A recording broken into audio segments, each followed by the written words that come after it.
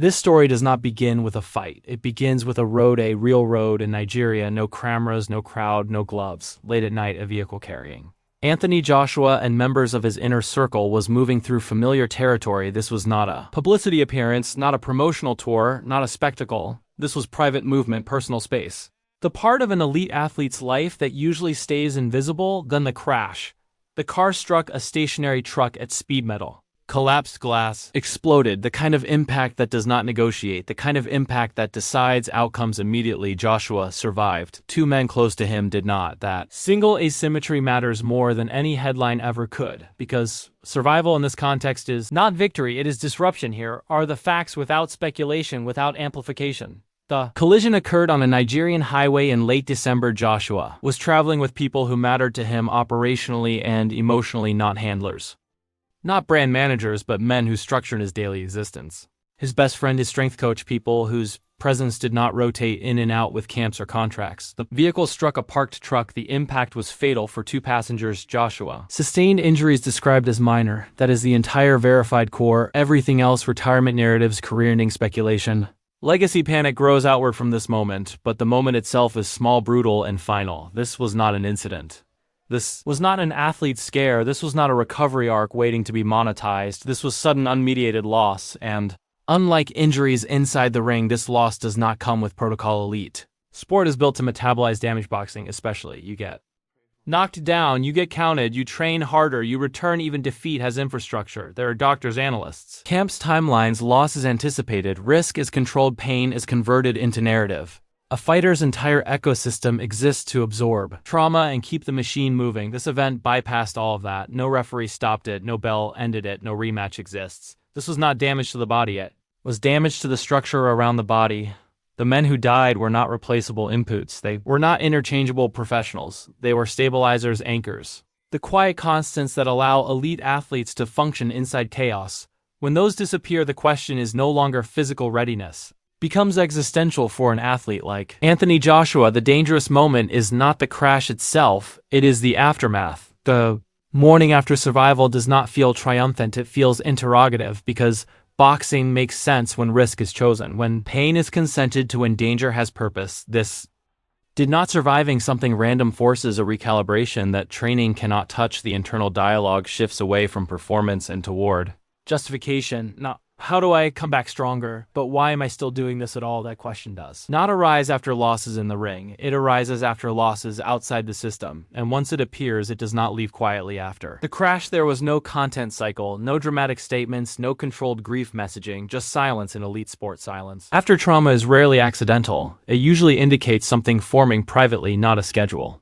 Not a comeback plan, but an identity recalculation. When athletes speak immediately, they are still inside the machine. When they go quiet, they are stepping outside it. This is where the story actually begins, not with speculation, not with retirement rumors, but with the moment an elite fighter survives something that makes winning feel optional. And that realization changes everything. To understand why this moment destabilizes everything, you have to understand where Anthony Joshua actually was in his career before the crash. This was not a man chasing relevance. This was not desperation. This was not unfinished business in the conventional sense. Joshua had already done the thing most fighters never do: unified heavyweight titles, global commercial dominance, a brand larger than the sport itself. He had survived defeats inside the ring and rebuilt publicly. He had absorbed humiliation, recalibrated his style, and accepted that invincibility was gone without losing legitimacy.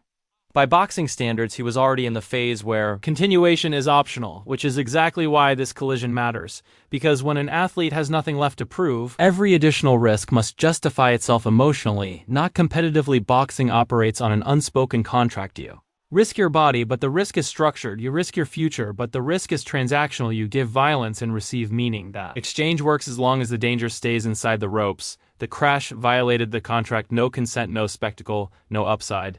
The men who died were not casualties of ambition. They were casualties of randomness, and randomness is poison to a sport built on controlled chaos. Once an athlete experiences unstructured loss, the logic of structured risk begins to collapse. Why train for danger when danger ignores training? Loss inside boxing simplifies psychology. You lose a fight, you identify flaws, you rebuild. Survival outside boxing does the opposite, fractures meaning, because surviving something you were not supposed to survive forces one question that boxing cannot answer: why? Did I live and they didn't? That question does not have a performance-based resolution. No belt answers it, no victory reframes it, no crowd dissolves it, and for fighters who already possess wealth, legacy, and recognition, that question becomes destabilizing rather than motivating. The hunger that drives early careers does not survive. These realizations, every elite athlete operates inside an ecosystem: trainers, friends, fixers, anchors. The public focuses on the fighter. The fighter relies on the circle. The men Joshua lost were not temporary, they were structural. Their absence is not emotional. Alone, it is logistical. Routine collapses, trust resets, familiarity disappears, replacing them is not a matter of hiring, it is a matter of legitimacy. And until that stabilizes, performance becomes secondary. This is not the beginning of a redemption narrative. This is not adversity content. This is a pause imposed by mortality. The boxing world will continue regardless. Opponents will line up. Promoters will speculate. Fans will debate. But those forces operate outside the athlete's internal reckoning, because once survival reframes risk, the ring stops being sacred, it becomes optional, and when the most dangerous thing a fighter experiences happens away from the sport loses its gravitational pull. This is not the end of a career yet, it is the moment the career stopped being inevitable. When elite athletes survive trauma, the media does one thing almost automatically. It tries to restore continuity. Headlines soften language, words like incident replace. Fatal survival becomes resilience, silence becomes strategy. For Anthony Joshua, this framing arrived quickly. The narrative pressure was subtle but relentless. He's fine. He walked away. He'll be back. This is how the machine protects itself. Boxing does not pause for existential shock. It metabolizes events into timelines, schedules, and expectations, but normalization is not neutral, it is coercive, because once the world decides nothing is changed, the burden shifts entirely onto the athlete to prove that is true. There is a specific kind of pressure that only exists at the top level of sport, not pressure to win, pressure to continue. At Joshua's tier, retirement is never interpreted as rest, it is interpreted as fear, weakness, or avoidance regardless of context. The unspoken demand becomes you survive, so why stop? But survival is not permission, it is disruption. Every time Joshua would step into a gym after this, the calculation would be different, not about fitness, about justification. Why am I putting myself back into controlled danger after uncontrolled danger already took something irreplaceable? Boxing has no language for that question. Physically, Joshua could train. Physically, he could fight. That is the most dangerous scenario, because when the body is ready, but the mind is unsettled, performance becomes hollow. Training turns mechanical, sparring becomes procedural.